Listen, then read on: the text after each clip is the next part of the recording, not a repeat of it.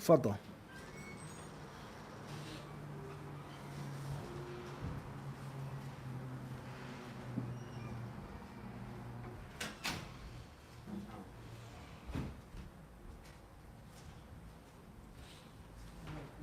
وعليكم السلام ورحمة الله.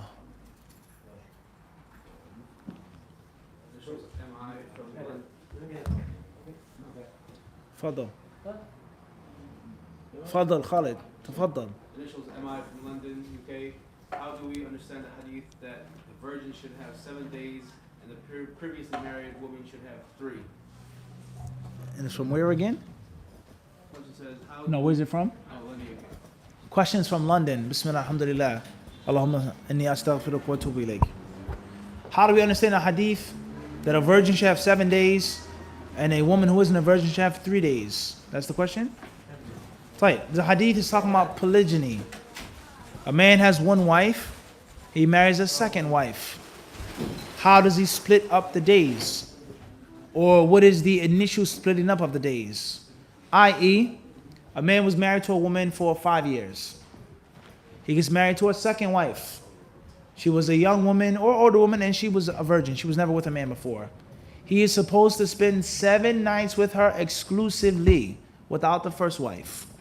7 nights he is to give her to begin the marriage. After those 7 nights, the original custom begins. Every other night, every 2 nights, however they agree. If he marries a woman after those 5 years and the woman has children or she wasn't a virgin, then he gives her 3 exclusive nights. And then after those 3 nights, it goes back to the original equal time or whatever they what? Agree upon. Wallahu a'lam. Muhammad Salah from Faruniya, Kuwait. Can you explain in brief about the ayat 147 and 148 from Surah Al-Imran? وما كان قولهم إلا أن قالوا ربنا اغفر لنا ذنوبنا وإسرافنا to the end of the ayah and the other ayah. فأتاهم الله ثواب الدنيا وثواب الآخرة. Question, Farawaniya, Kuwait. Can you please explain or give commentary on those ayat in Surah Ali Imran towards the end of the surah in which Allah subhanahu wa ta'ala mentions the supplication and the invocation of the believers? In brief, because those beautiful ayat and the whole Quran is beautiful, of course, it deserves a lecture and a whole long speech, a khutbah, a series of lectures. The summary of those ayat is that it goes to show the chosen servants of Allah subhanahu wa ta'ala, those who are chosen by Allah, they have a very strong and special connection with Allah subhanahu wa ta'ala. And that connection and that relationship is manifested in many ways. And from the ways in which it's manifested is through at-tadarru' ila Allah. Is to call out to Allah, to beg Allah, to complain to Allah, to turn to Him. Also, it's manifested in the slave who is righteous and pious, the slave who makes hijrah, who makes salah, who fights in Allah's cause, who gives in Allah's cause, the slave who stands in prayer. It's manifested in the slave al-i'tiraf bil-qusuri wa-taqsir fi haqqihi ta'ala. Is that those servants acknowledge, they admit, and they avow, is that they do both, or they have both things. They lack and they fall short, intentionally and unintentionally. Al-qusur means this is the best that I can do, and my best is flawed. And a taqsir means I can do better, but I don't push myself to do better. I don't try hard enough. So these servants, they acknowledge the fact that they can't give Allah everything that Allah deserves. Everything that Allah deserves. By sins, by not doing things, our israf fi amrina, us doing things that we're not supposed to be doing. And who's making this supplication? Except for righteous Muslims, people who fought in Allah's cause, who spent all their wealth in Allah's cause, who pray all night in Allah's cause. How much jihad do we make?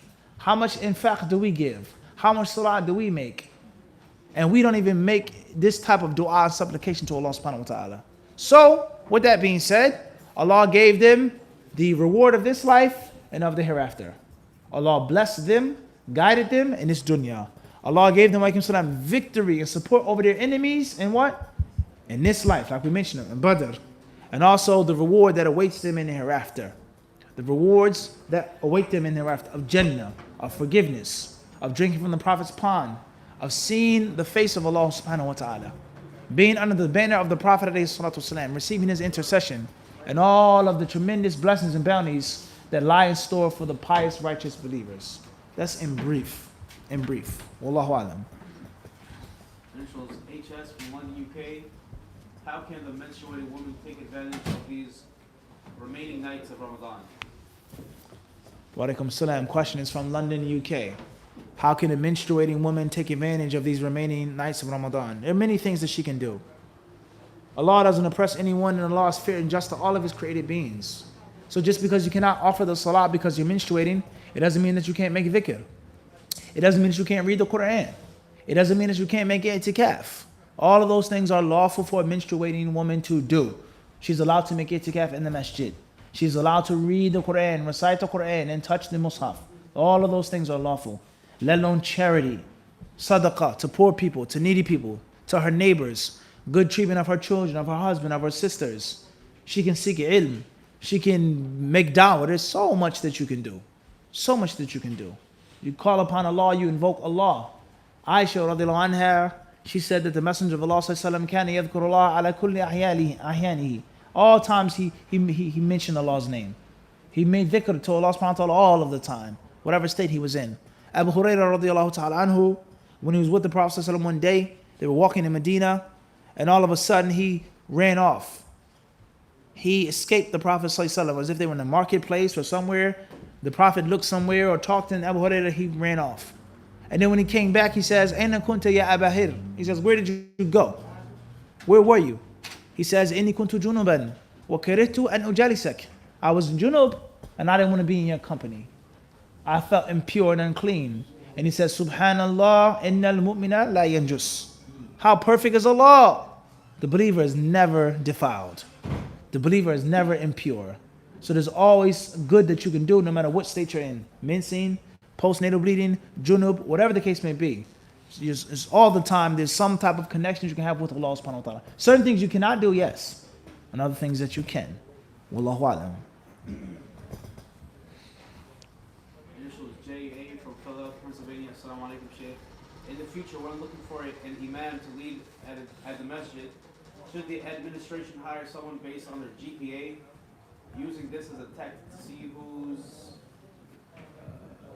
let's see, the question continues. The question doesn't continue. Question is from Philadelphia, Pennsylvania. A masjid in the future, they're looking to hire an imam to lead the prayers, to make tarawih, etc. Should they hire the imam based off of the GPA? Yes and no. The GPA, it means something. It reflects a student's work habit. It reflects his attitude. How serious do you take school? Even if you're very smart and talented, you may not take it that seriously. And that's a bad thing. That's a bad thing. If you don't take things seriously, your talent may not necessarily push you to the top. And we all know that from sports as well. Especially coming from Philadelphia, Pennsylvania, Allen Iverson. The talent that he had was like no other. But he had problems with practice. He had problems with teammates. He had problems with his coach. Other things that he didn't take seriously. And he said, I don't have to do this. I don't have to come here. I don't have to do that because I am who I am with my talent.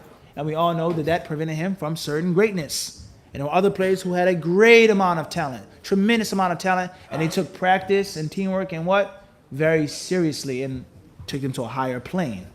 Okay? So a student of knowledge who gets a good GPA, it reflects his attitude. So you could be the smartest person in college, but it doesn't mean you take it serious or seriously. And if you don't, that reflects, and that's not a good reflection. Okay? Also, to get a high GPA, you have to be smart. We're talking about Islamic studies, I suppose. I don't think they're talking about worldly studies. Worldly studies, someone talking about Islamic studies. You have to be smart to get straight A's in Medina or Mecca or wherever you're studying, Azhar. You have to be very smart. You have to work very hard. So you have graduated from the program. You've come back to the United States. You had top GPA. That means something. It means that you're talented, you're skilled, and you're a hard worker, and you have respect. All right? And many people that talk about the university Or they talk about a degree. Degree doesn't mean anything. It doesn't mean anything. You can only say that if you have that type of degree. You can only say something if you excelled at that school. If you did what that person did. And then you can scorn it. But if you don't have it, you can't say what it is or what it isn't. Because you don't have an idea what it's like to study. And to be overseas. And to learn, to memorize, to sacrifice. To be sick, to be poor, to be suffering. And you're studying. You don't know what that's like. So you can't say anything about it. You have no idea what it's like. All right? But at the same time, a GPA doesn't mean everything. You can have a strong GPA, you may not be a good student. You may only do the test well. Or you may have connections, you may have a bribe, or you may cheat. Or you can have a good GPA, you can have perfect grades, you can have the biggest degree, the highest degree from university. It doesn't mean you have a good work ethic, absolutely. Nor does it mean that you're a pious person, or a righteous person, or a person upon the sunnah. Okay, so at the end of the day, the imam that's chosen for your masjid should be someone who has a formal background of Islamic education. Not an English teacher in Kuwait, not someone who studied here, took this chapter of a book, someone who actually talib ilm, mutakharrij, who's graduated from formal education. Whether he was in a place for some time, a university, wherever it may be. Someone who's serious, who's educated, and has been evaluated by people of knowledge. Everyone understand this? So if you get someone who's righteous, inshallah, who's on the sunnah, inshallah, who has good reputation and name, inshallah, and he also have good GPA, high GPA, of course, that's the best thing. And if not, you have to prioritize. Wallahu a'lam. Am I from Birmingham, UK? Assalamu alaikum, Mufti. Are injectable fillers or Botox permissible for the purpose of beautification? Tayyib. Something that is permanent is one thing. Something that's temporary is another thing. Let alone have the concept of what are you filling and injecting and for what purpose? Why? Why? Because you're trying to make or meet a standard of beauty, a standard of acceptableness or attractiveness because you're insecure and displeased with Allah's creation, or something which is an actual blemish, something that's messed up, something that's deficient in you that's really bad and causes you problems. It depends on what it is. At the end of the day, it should be avoided. Getting things filled and things should be avoided unless it's something which is a medical necessity or something in which you're disformed, something like that. As far as if Allah made you like this, with this height or this, then that's how you be patient with what Allah is giving you. And beauty is in the eye of the beholder. All right? Attractiveness is in the eye of the beholder. And just beware of being a victim of the industry of beauty and fashion. All right? And you have to be this tall, you have to be this short, you have to be this light, you have to be this dark, you have to be this thick, this short, it has to be this size. No, it's not true. And it doesn't mean that you're going to be happy. Wallahu a'lam. Initials AK from Columbus, Ohio. When I'm invited over to the house of a Muslim for food in America, can I assume that the meat is halal, or must I ask before? Question from Columbus, Ohio. When you're invited to a Muslim's house, they give you meat. Should you assume that it's halal, so on and so forth? That's the asl. It should be like that. And you shouldn't ask and investigate. Is this halal? Is this zabiha halal? You shouldn't do that. However, if you have reason to doubt, then that's a different story. Like, if you invited me somewhere, you prefer to eat a certain type of chicken? I prefer to eat a certain type of chicken. So I wouldn't even, but I'll take that back. That's hypothetical. Because I know you're not going to invite me to eat no chicken unless it's what? Why could that? You see what I'm saying to you? So I think that it'd be a means of disrespecting the guest or disrespecting the host. If you're afraid that the person is ignorant of the ruling or they just don't care about your feelings whatsoever, then that's a different story. And obviously, just tell them that you want fish. You can't go wrong. Tell them you're a pescatarian. Huh? Wallahu a'lam. No, Sheikh? Avoid the clash. Not Presbyterian. We didn't say that. It's a Presbyterian. Faddal. Initials UA from Toronto, Canada. Can a woman who is in i'tikaf wear perfume if she will not come into contact with men? And it's from where? From Toronto, Canada. From Toronto. Can a woman put on perfume in i'tikaf? She's not around men. Labas. As long as there's no men up the steps or she's going anywhere and when she's mixing with men, that's fine. However, we have to make a difference between a person wanting to smell nice, a person wanting to be in a fancy type of fashionable presentation versus a person being in i'tikaf being humble for Allah. And we know that whenever a servant is in a more humble physical appearance, he's closer to Allah. When the Prophet ﷺ sought, he made dua for rain. He didn't go out wearing nice clothes. He didn't put on his fineries. He had clothes that were tattered. Everyone understand this? The Prophet ﷺ says about the man, yutilu safar, who travels abundantly. Ash'atha aghbara. His hair is disheveled, he's dusty. He raises his hands to the sky. Oh Allah, oh Allah. Meaning, his dua should be accepted. However, food is haram. Drink is haram. Nourishment is haram. فَأَنَّ يُسْتَجَابُ لِذَلِكَ. How can his prayer be accepted? Meaning that he had a chance to win until he himself shot himself in the foot by eating from the haram. So whenever you're in a more humble physical state, it's closer for your dua to be accepted. The more fancy, the more nice and spiffy you look, the further you are from that, of humility of the servant. However, it doesn't mean that you have to smell and stink. It doesn't mean that you can't smell nice. It doesn't mean that. There's nothing wrong with that, inshallah. But just be mindful that itikaf is not a what? It's not a fashion show. Itikaf is not a fashion show for brothers or sisters. Wallahu alam. Initials IR from Detroit, Michigan. Does a woman who was previously married need to have a wali for marriage? Question from Detroit, Michigan. Does a woman who's previously married need a wali for marriage? Yes, she does. Whether she's a virgin or not, she needs a wali to get married. Wallahu alam. Initials MS from London, UK. Is it a condition to advise a Muslim privately before advising publicly if the mistake was done in public? Question from London, UK. Is it a condition that you give advice with regards to a mistake that was done in public? Or the mistake was done in public, do you have to advise them privately? First and foremost is, the first and most important thing is to make sure and to double check that it's a mistake. Oftentimes people, they say something is a mistake and it's not actually a mistake. Why? Number one, it's a mistake because speech was cut and clipped, or a blatant lie, or your interpretation of the person's speech. He said this and he must have meant that, and such doesn't. La yalzam. La yalzam. You have to make sure that it's actually a mistake. And it's either going to be one or two things. The wording itself, regardless of the intention of the person, is a khata. Or the wording isn't a mistake, but how it was explained, whatever the case may be, is a mistake. One of the two, if not them being combined. So if a person makes a statement, for that statement to be considered to be a mistake, regardless of what the person intended, you have to have proof from Quran and Sunnah to state that this statement, this wording is haram, la yajuz. You cannot say that based off of Kitab and Sunnah. Kitab and Sunnah and Ijma', that this statement cannot be made.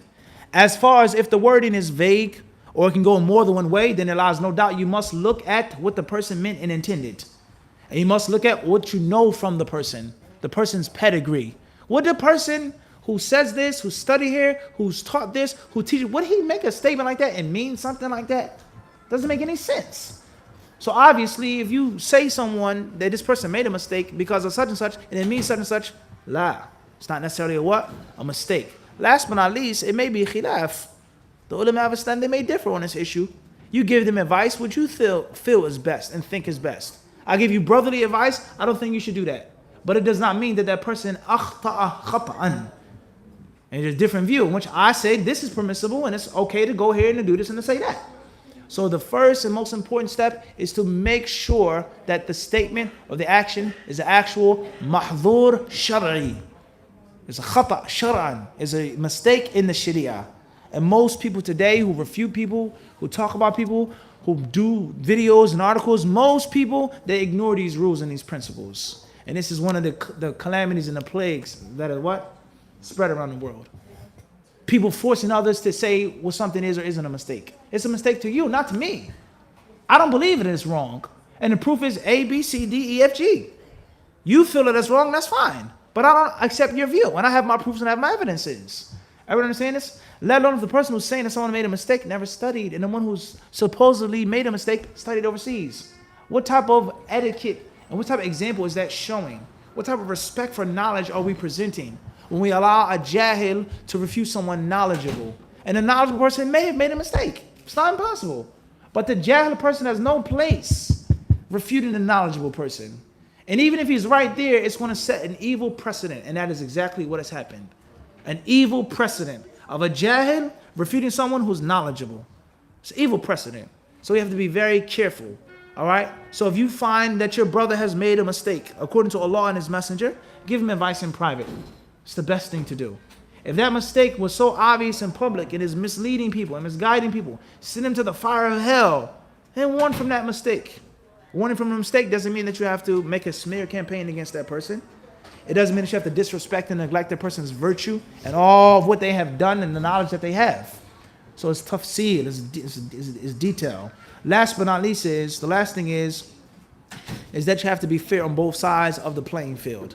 If you say that someone has made a mistake and they have to take it, they have to make repentance, that's fine. The same also applies when someone points out your mistakes and your errors. Everyone understand this? And the asl of that error is you speaking on issues and you have not formally studied. In a court of law, you're not a lawyer. Whether you're right or wrong in a case, you don't have the right to be holding this briefcase in the courtroom.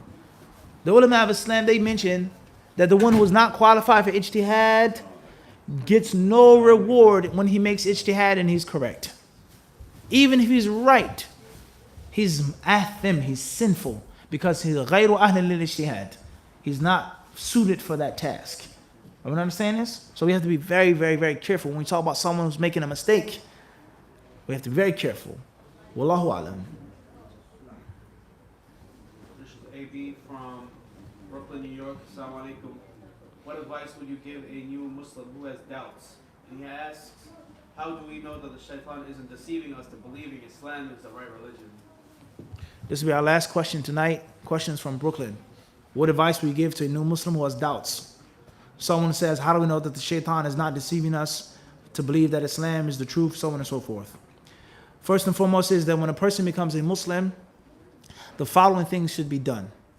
Number one, they should be taught the beauty of Islam and the virtues of Islam and the broad principles of Islam before the specific technicalities. The broad principles of the deen: submission, monotheism, respect, discipline, character, peace, good company, all of these general things, because the general things hold the smaller things together. They anchor down and weigh down the smaller pieces. So Islam is a religion of faith and practice. That's a principle. Islam is a religion of the company that you keep. Islam is a religion that's beautiful and sweet tasting and fun. That's a broad principle that has to be instilled in the heart of the new Muslim. Islam is a religion of knowledge. It's not a religion of ignorance. You can't just say, I'm a believer, I go to the church, the mosque, and know you have to read and study in general. Nothing to do with a book, a class, a sheikh, a scholar. Ilm. Iqra bismi rabbika alladhi khalaq. Read in the name of your Lord, the first piece of revelation. So the broad principles should be given to the new Muslim first and foremost. So the new Muslim, he should be taught about the beauty of the deen. Mahasin deen. The new Muslim should be taught about the importance of keeping good company. Good company from day one. You have to have a friend or brother in the masjid that you hang out with as a new Muslim. And the importance of seeking knowledge. And also taking things in progressive steps. It doesn't happen overnight. You're not going to become the most perfect Muslim overnight. It takes years. It takes time to develop yourself. Pace yourself. Don't burn yourself out. All right? That's first and foremost. The basics of the aqidah, the basics of the salah, the basics of purification, the basics of akhlaq, so on and so forth. That's what the new Muslim should be taught, and not the technicalities. Afterwards, what do you do about the doubts that the new Muslim has? You give them the general answers and the specific answers. The general principles and the specific answers. The general principle, how do you know that Islam isn't the truth if the shaitan, how do you know about shaitan? That shaitan whispers and he talks to people and he misleads people. Except that you're getting that from somewhere. And that's clearly mentioned in the Quran. Shaitan alladhi yuwaswisu fi sudurin nas. Well, I get that. And the specifics, Islam is the truth. It's not another movement that someone's calling to, because look at it. Look how universal Islam is. Look how timeless Islam is. Look at the flexibility of Islam. Look at the details of Islam. Look at heaven and hell in the Quran. The details like no other book, no other religion. Look at the details of the Prophet, so on and so forth. So give them the broad principles and the specifics. And most importantly, make dua for that new Muslim. Be kind to that new Muslim. And overseas, they have a very famous statement that some people quote as a hadith. It's not necessarily a hadith. Most people, they quote this statement overseas, ad-deenul mu'amala. Ad-din al-mu'amala. Religion is dealings. How you deal with people. You can tell Islam is a beautiful religion to the new Muslim. Islam is a beautiful religion, but the new Muslim comes to the masjid and the people are prejudiced against him or prejudiced against her. Islam is a beautiful religion. Islam is the truth. Islam is the haqq. She gets married to her brother. The brother beats her up. Islam is a beautiful religion. The aqeedah of Islam is beautiful. And they go to the masjid for sadaqah and say, we can't help you. Ad-din al-mu'amala. People look at actions. They look at dealings. How I'm treated. How I'm accepted.